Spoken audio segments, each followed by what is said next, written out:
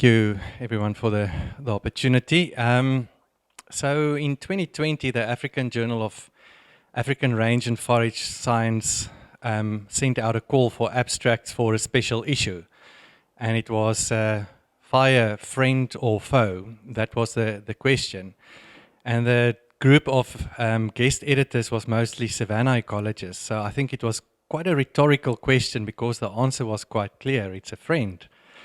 But I thought to myself, well, it really depends who you ask and what's been your experiences with fire.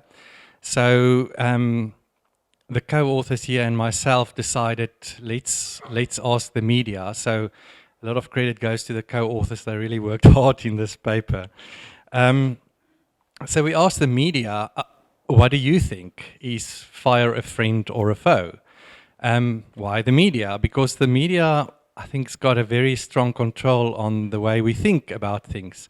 And if it influences your attitudes and your perceptions, it will also influence your actions and what you post on social media and the pressures that you exert.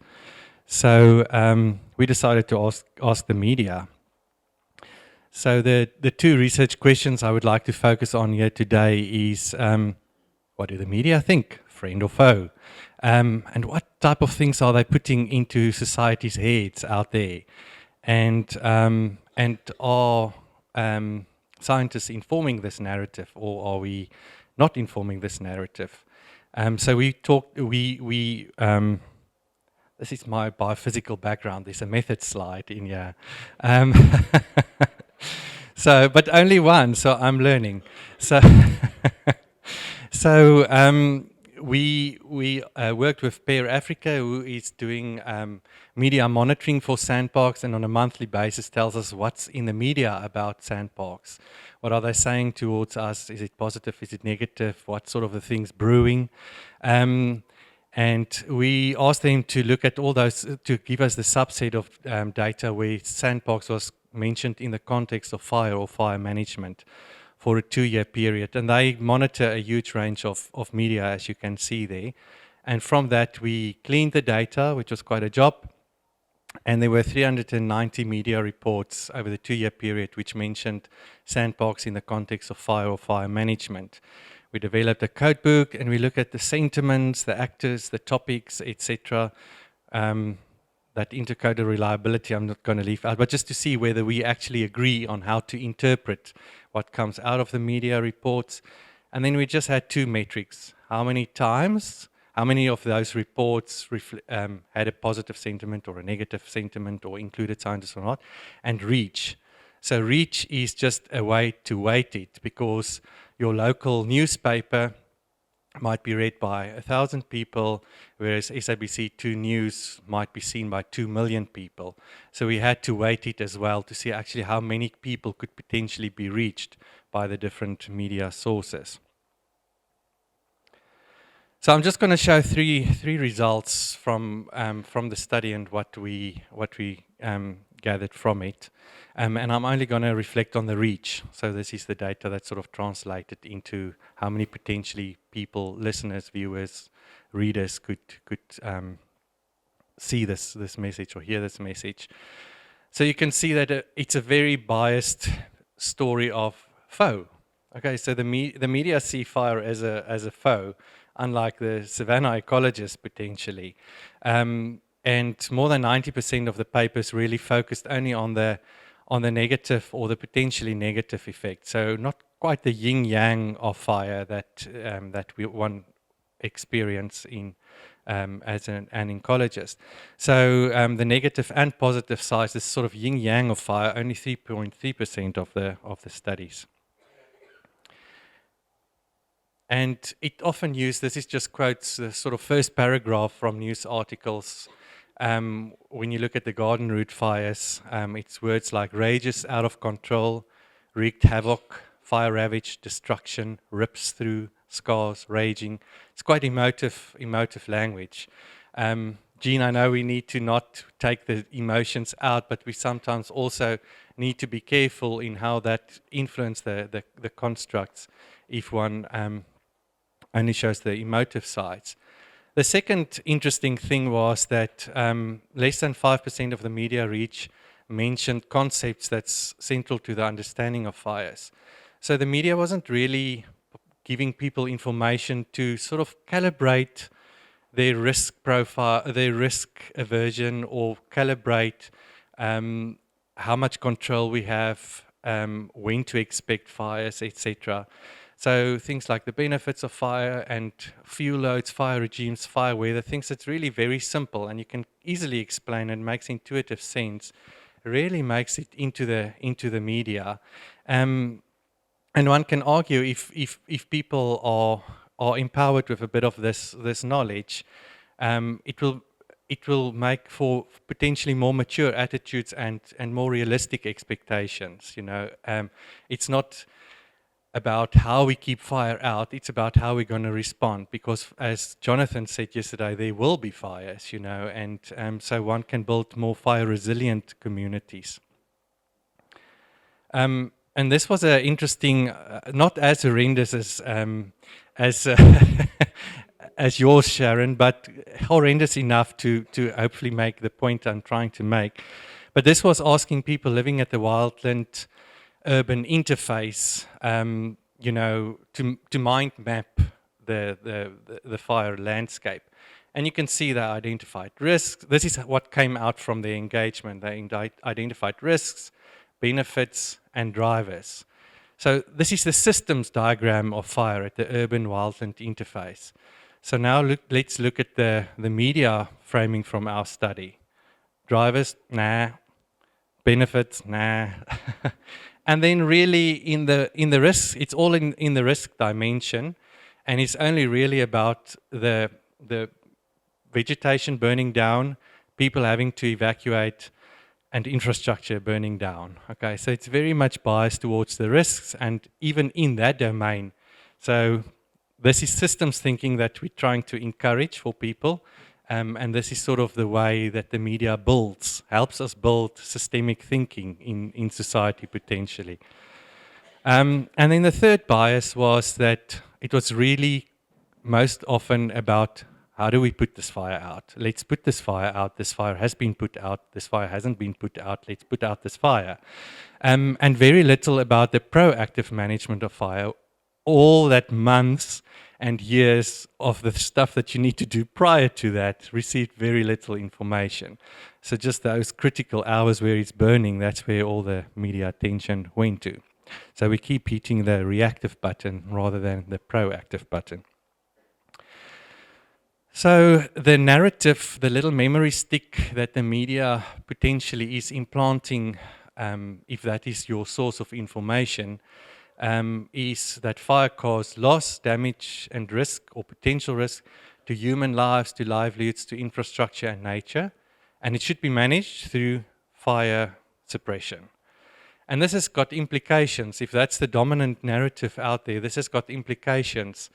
It's a missed opportunity to build knowledgeable, fire-resilient communities, communities that realize it's a risk, communities that realize it will happen, communities that realize they've got some role to play, that realize who to pressurize. And instead, I think it might be mostly building not fire-resilient communities, but fire-anxious communities, panic and run type of response to fire.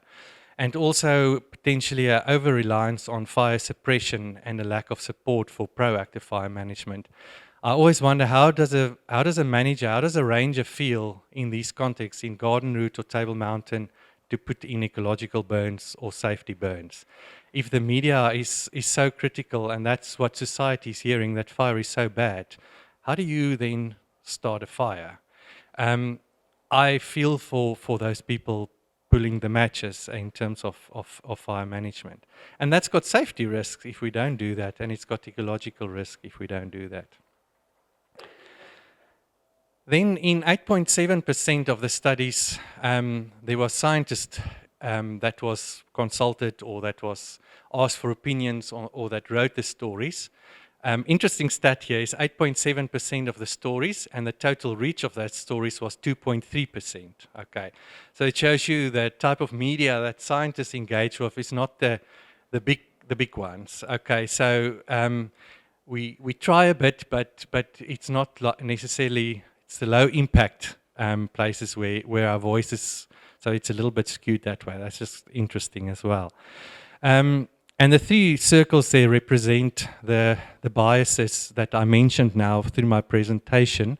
The stories without scientist input, and then the stories with science input.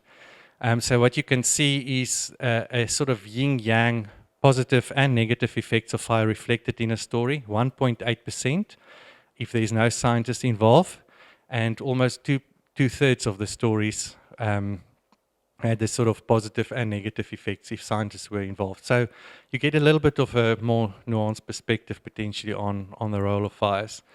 The blue circles, the proactive versus, thanks Hervé, the proactive versus reactive fire management. When scientists are involved, they're not really talking about fire suppression because that's not really what their role is. So you can see it's very low. But it brings in the element of proactive fire management. And then finally, if you think about the fire concepts, fire ecology concepts to help people better understand fires and the role of fires and when fires would occur and so forth, you can see it's almost non-existent in the stories where there's no scientist involved. And cum laude for the scientists, when the stories have scientists in, it's quite dominant in the narrative. So this is not to say that scientists need to be in all the stories, of course. It just shows that scientists bring a different perspective to the stories that I think needs to be part of the story, the narrative out there in terms of fire and fire management. So this is the typical sort of headlines one will see for fire stories. It's about fighting fires. It's about evacuation, flare-ups, biggest disaster in history. And of course, all of these things are true and must be part of the narrative, but it shouldn't be necessarily the only narrative or the strongest narrative out there. But there are stories out there that do talk a little more about what can we learn from this? How can we be better prepared from this? What's the lessons? The ecological roles of these fires, the role of invasive plants, etc. So we published the paper, and then I said to my co-authors, we've now created a bit of a situation here. We've said that scientists need to be involved in the media. So that's our recommendation. So now we need to get involved. So we decided to write a story for the conversation, which has been an amazing experience. And we published the story in the conversation, and that, if you look at the metrics, that's been read 20 times more than the paper. My wife received it as a Facebook post. It's been tweeted. There were 2 radio interviews from that. So I just realized that, you know, without the science, there wouldn't have been this paper, but without this paper, it probably wouldn't have had any societal potential impact on society. So I don't know, I can't measure the value of this, but it was fun, and it's an attempt to actually engage with society and show them some other sides as well. And then I want to end off a little bit away from fires and a little bit broader for this audience as well. So I think science can play a role in reducing the risk of biased, uninformative, non-systemic and sensationalist narratives in socio-ecological topics.